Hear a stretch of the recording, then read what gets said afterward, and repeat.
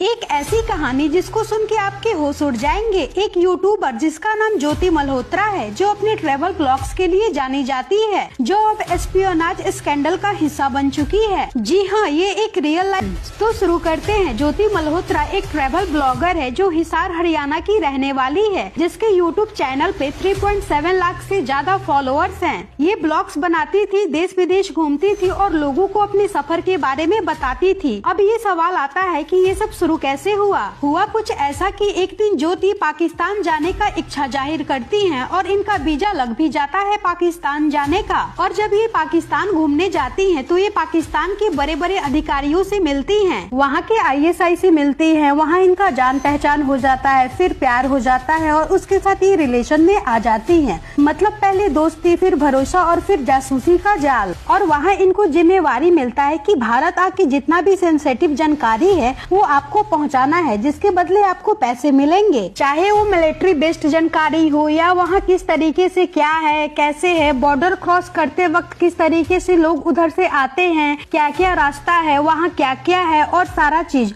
और इस तरीके से इनको सारा जानकारी देने को बोला जाता है। उसके बाद ये भारत आ जाती हैं और भारत में जाके ये जगह जगह ब्लॉग बनाती हैं और वहाँ का सारा इंफॉर्मेशन पाकिस्तान को पास आउट करती हैं। और ये बिहार भी आई थी और बिहार आके बाबा हरिहर नाथ के मंदिर का ब्लॉग भी बनाई है, जहाँ पे बहुत सारे श्रद्धालु जाते हैं। ये सोनपुर मेला, गंडक नदी के तट पर भी गई थी। और अब इन सारे जगह का सुरक्षा बढ़ा दिया गया है और इनके साथ 6 आदमी भी पकड़े गए हैं। आइए अब जानते हैं कि ज्योति मल्होत्रा को कैसे पकड़ा गया। दिन 16 मई 2025 हिजार के न्यू अग्रवाल एक्सटेंशन एरिया में उन्हें अरेस्ट किया गया। बात तब शुरू हुई जब ज्योति ने 2023 में पाकिस्तान दौरा शुरू किया बैसाखी फेस्टिवल के लिए। वहाँ उन्होंने दानिश से मुलाकात की और यहीं से उनका कनेक्शन शुरू हुआ। ज्योति ने मल्टीपल टाइम्स पाकिस्तान विजिट किया और हर बार वो सेंसिटिव इंफॉर्मेशन कलेक्ट करती और पाकिस्तान पहुंचाती। उनकी डायरी में भी कुछ शॉकिंग डिटेल्स मिले हैं, जिसमें उन्होंने दानिश के साथ अपनी मीटिंग्स और प्लान्स का जिक्र किया है। उन्होंने उस डायरी में ये भी लिखा है कि वो पाकिस्तान में शादी करना चाहती थी